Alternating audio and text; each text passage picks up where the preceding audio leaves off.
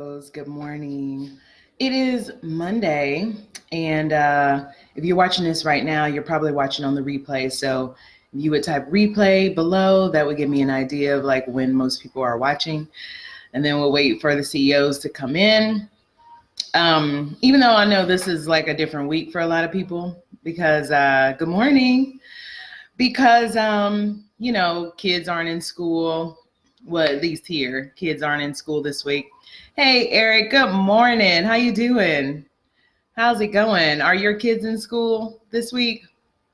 Because mine is not. So I'm like at home, just trying to find things for her to do.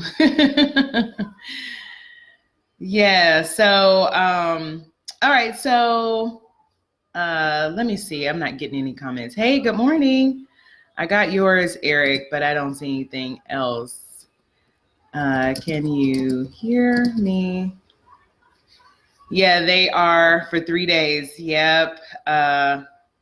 Okay, so you can hear me. Yeah, the kids are out, so it's a different week.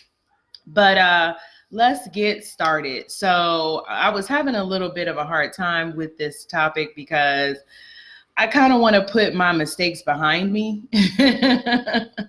Like, I feel like I've graduated, like I'm bigger, I'm better. I'm like, what's up, Andre? Good morning. So I don't even want to think about them, but I was having a conversation with another auto dealer, and he was telling me that this is the stuff that people really need to know about. Like, yeah, you need to know like the best strategies to make more money, but also like the mistakes that you can make and what to do after you make those mistakes. So I had to like swaddle my pride on this one and just be like, okay, all right. I think that's a good idea, but it's just hard to talk about. It's hard to talk about mistakes, okay? So I have a couple of people here who are new to the group. So I'm Shamel Leonard, and I started this group in the Auto Dealer Business School because I wanted you to avoid the mistakes I made.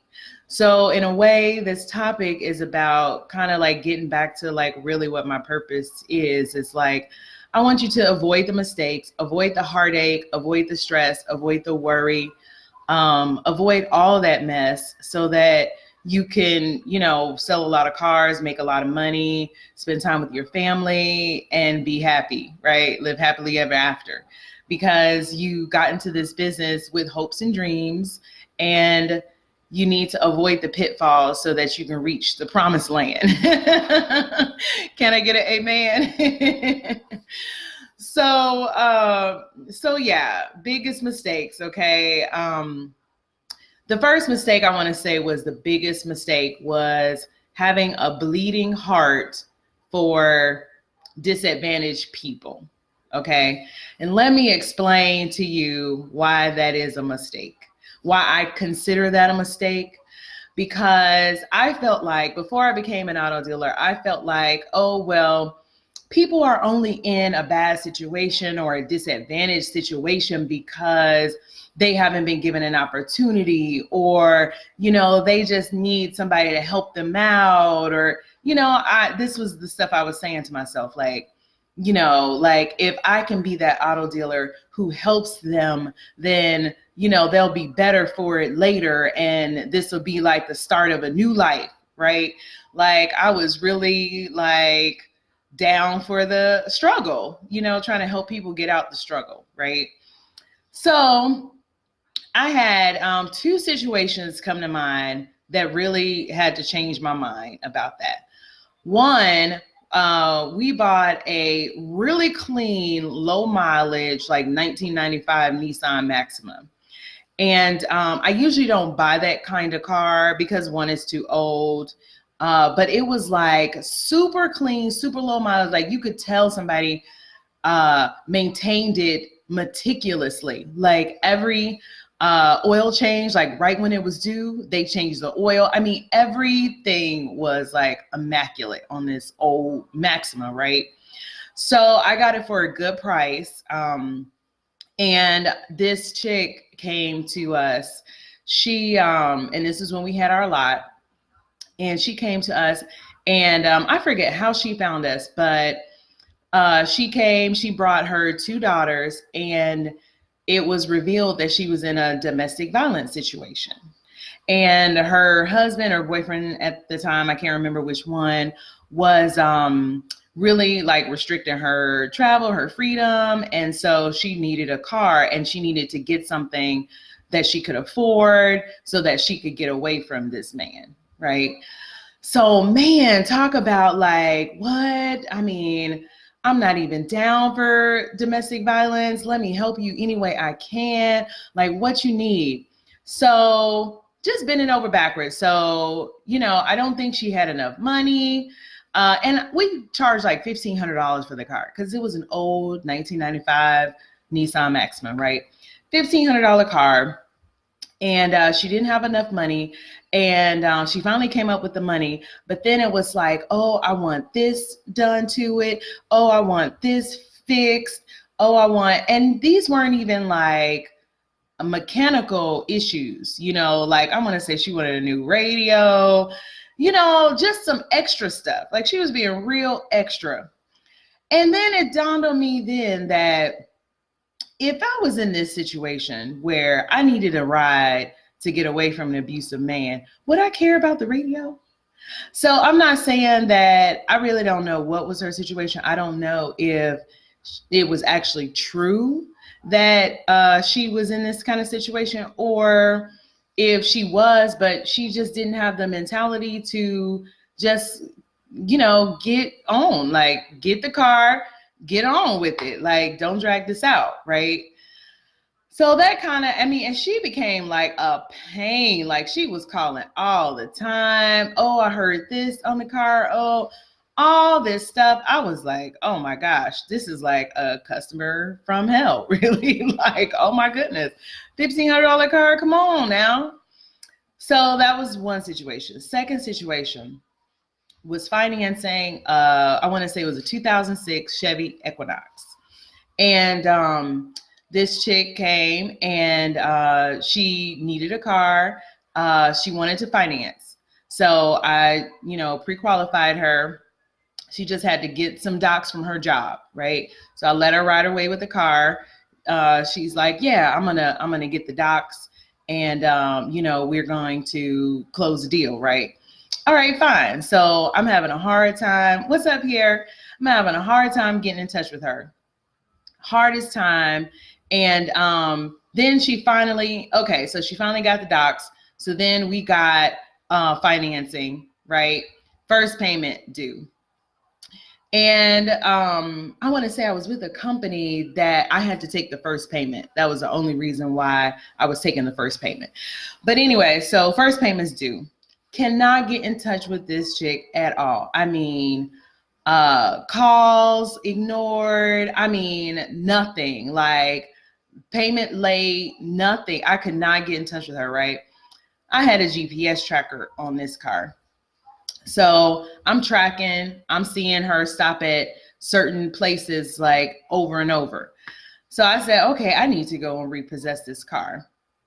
And, I think I had an extra key. I can't remember at this point, but followed the GPS tracker to the hair salon. To the hair salon. Car park right there. I put like one of those, like one of those boots that when you go to the club and you parked in the wrong place and they boot your car. I put one of those on there because I had ordered those from eBay.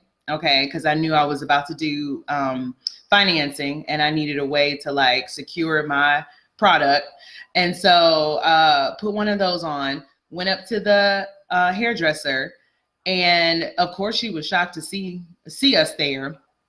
And was just talking to her about like, how you doing me like this? I was working with you. I think we worked with her on the down payment. All this extra, considering all this extra for her. And then the hairdresser was like, you got money to pay me though, right? I was like, this is crazy. So then She repoed the car, but then she's like, I don't have no way to get my kids. I can't believe this is happening. Just all this sob story, right? So I did end up taking her from, and if you know anything about Atlanta, I went from Campbellton Road to Decatur during rush hour to get her to the school to get her kids, and then took her back home. Okay, that was what I ended up doing for her because I still had a bleeding heart. You know, like, oh, my kids, like that's a soft spot for me. I'm always here for my kid. Like, so I was like, oh, I got to stop this. Okay, so moral of the stories is people, for me, what I learned is that people don't often need a handout because they're not in it to be better. Okay. They're in it to just get what they can get. Okay. They're in it to take advantage. They're in it to, like pull one over on you. And so you have to set up certain guidelines that, when enough is enough, enough is enough, so that you can not have these situations that eat up your time and eat up your money. I mean, I turned around, I sold that Equinox pretty quickly, but still, that was time and money. I didn't want to have to go out there and do what I had to do.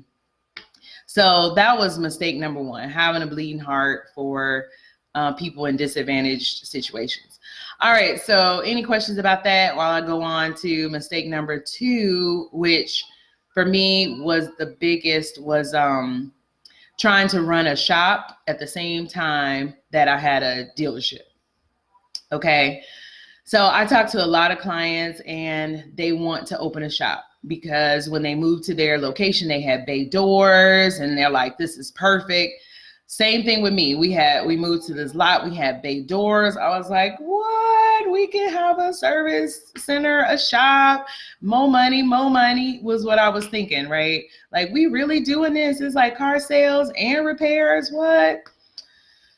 So what I learned from that is, one, running a shop is a totally different business than selling cars. Okay. That when I implemented that shop into the dealership, that was when I realized that each business has their own systems and processes, and that you have to set it up each business. You cannot assume that, okay, it's just as easy as getting customers and fixing the cars, because we were selling cars, so it was easy to get customers. But it's not just that simple. There are so many other things that come into play. Like, how do you manage the customers? Where do you get your supplies from? What kind of supplies you need? How do you hire the people to work the shop? What's your process for firing the people? You need to get vendors. You need to get all kinds of stuff, right? And it's a whole separate business that you need to run with its own accounting, with its own computer software management system. I mean, totally, completely different. So if you're thinking that, okay, I got a location, I'm going to open up a shop, I'm not trying to discourage you, but just understand that it's a whole different business. You need a system for that as well. The system that you use to sell cars is not the same system to open a shop. And it drained my time, my resources, everything.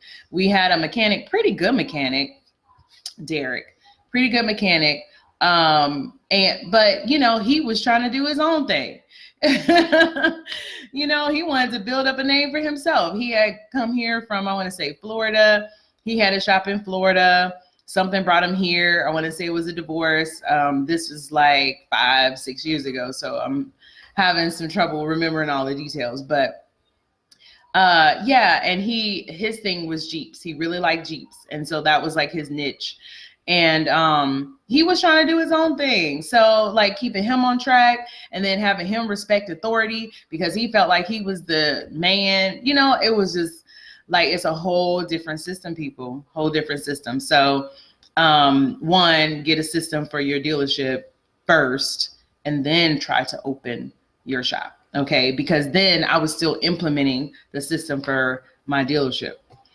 All right. So any questions about the running of the shop? Okay. And this video really could have been called like, the 50, 11 billion mistakes I made because under each one is I made mistakes too. Like there are all kinds of little mistakes I made in running the shop, little mistakes I made in having, the customers that I had problems with, the ones that I was trying to help. And, I made like so many other little mistakes, but these are like the big,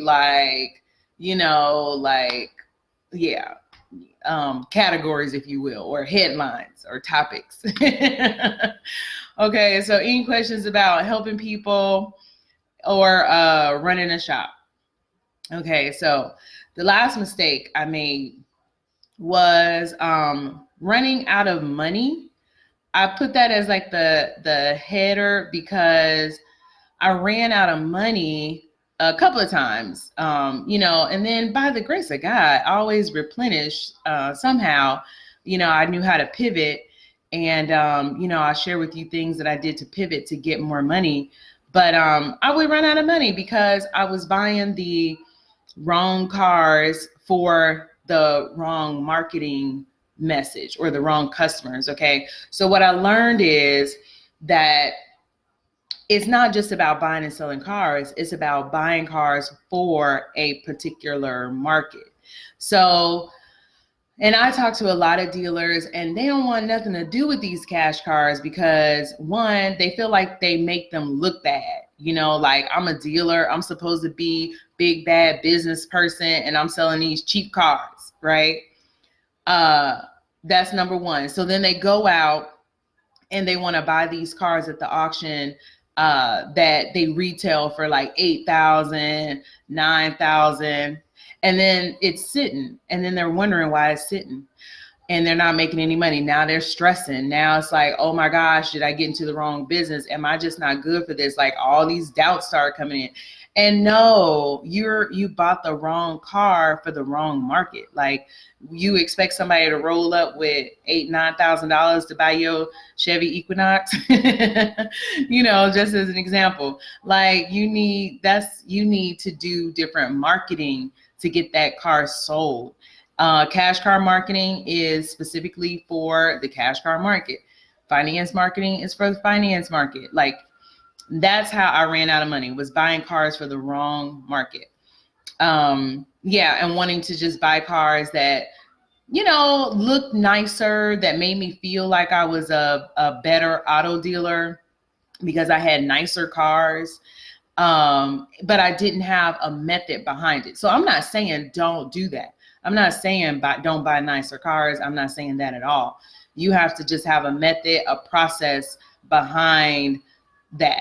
Okay, so you can't just be like, yeah, I'm gonna just buy these cars and sell it. It's not as easy as buying and selling cars.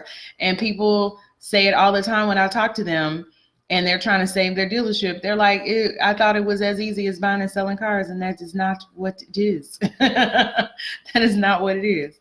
Okay, so don't buy the wrong cars so that you won't run out of money buying these cars, and then you don't have any money to buy any more cars. Okay, so the other things to do to not run out of money, for me, I did not implement a line of credit soon enough.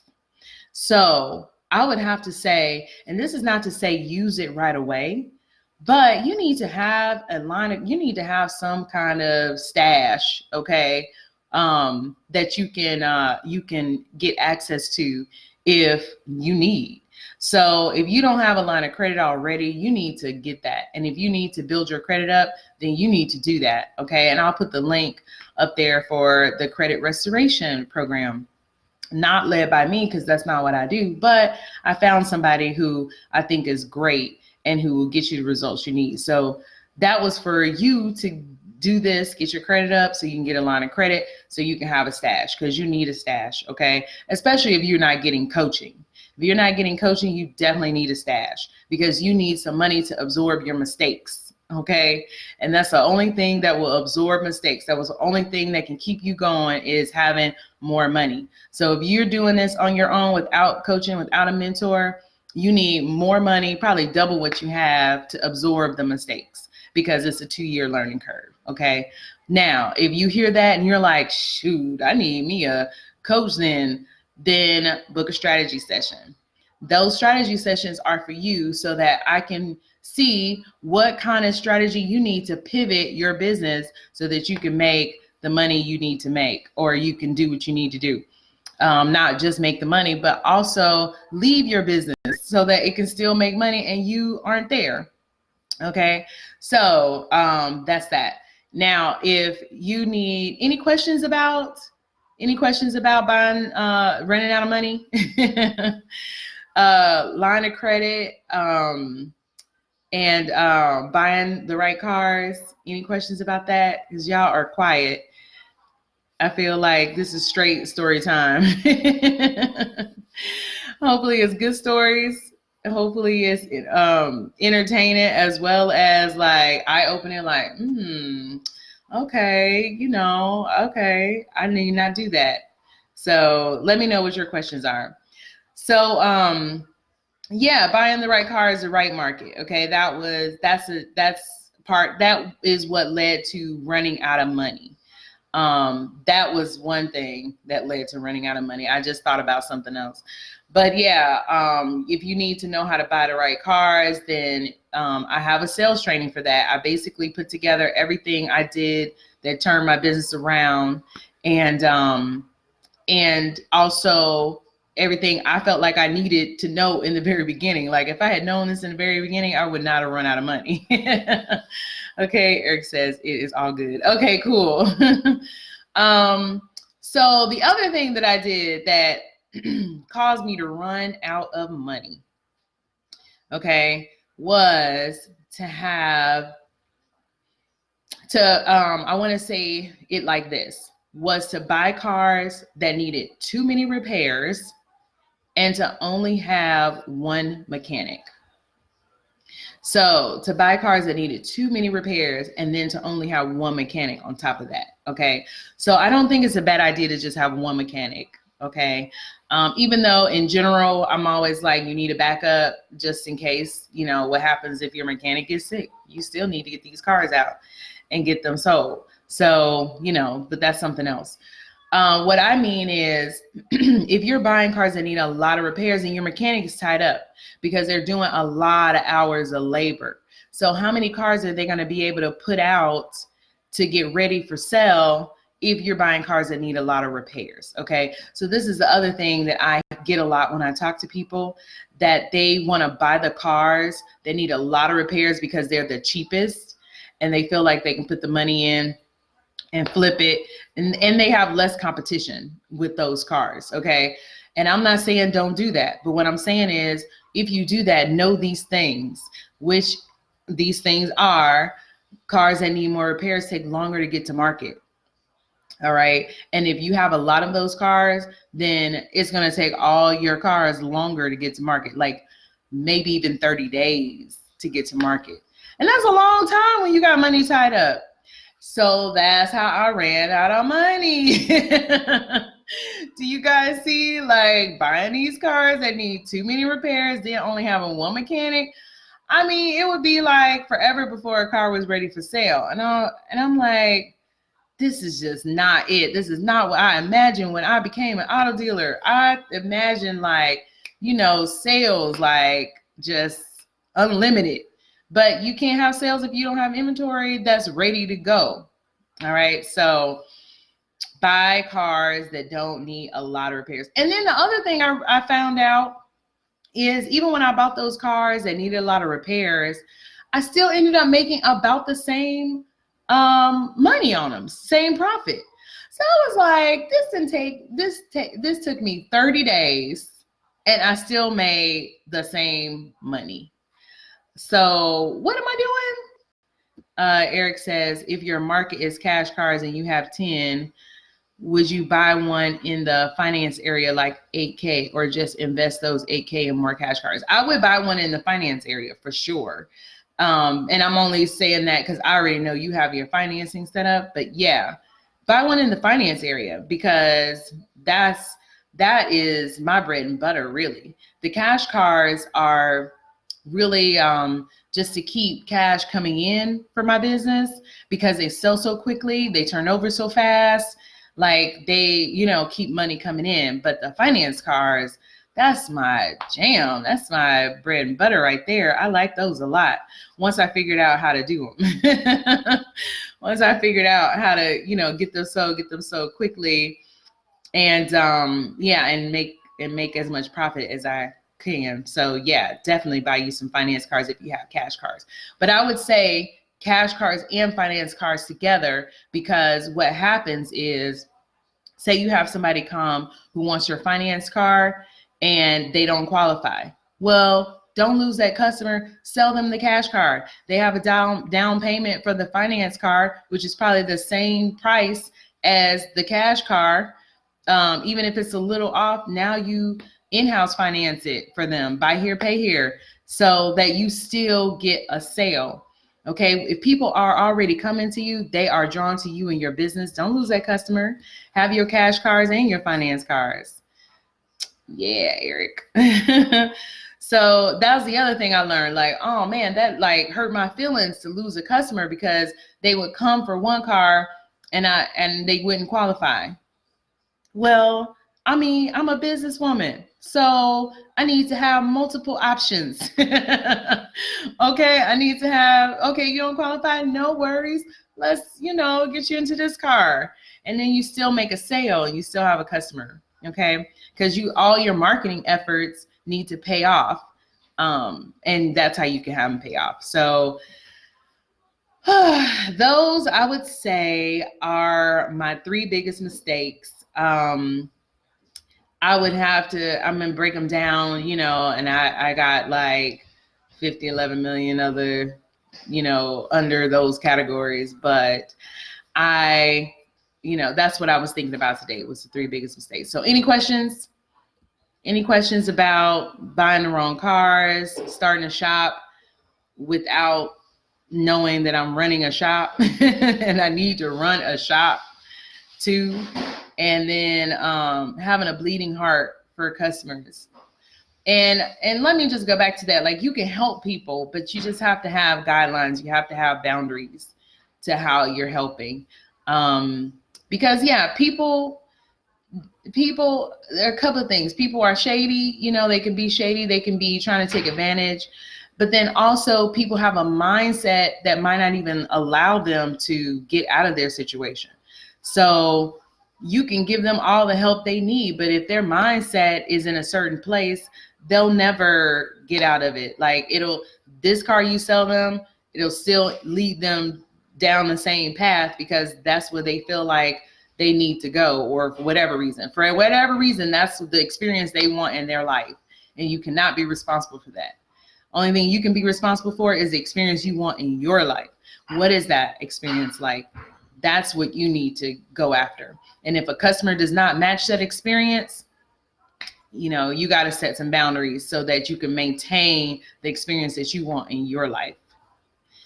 All right, y'all, that's all I got. So if you are making these mistakes, or if you're like, I need some help not to make these mistakes, then I'm here for strategy sessions. I have some time on Tuesday. Wednesday, I am out of here. I am going to take some time off and chill with some family. So let me know if you want to chat on Tuesday. Just click the link. My calendar is online. And then, of course, when I come back, you can also schedule some time with me. I think I have some time when I come back. But also next Monday, I am still going to be out. So I won't be doing Mentoring Mondays next Monday. So there won't be a topic. But tomorrow, I'm bringing on my latest client to tell you about his experience. So I will put that up in the group so that hopefully whatever he says can speak to your situation, help you out. And have a great day, y'all. As always, it's been a pleasure. Hopefully it's been good information. Was this good for you? Eric said it's all good. So, all right, y'all.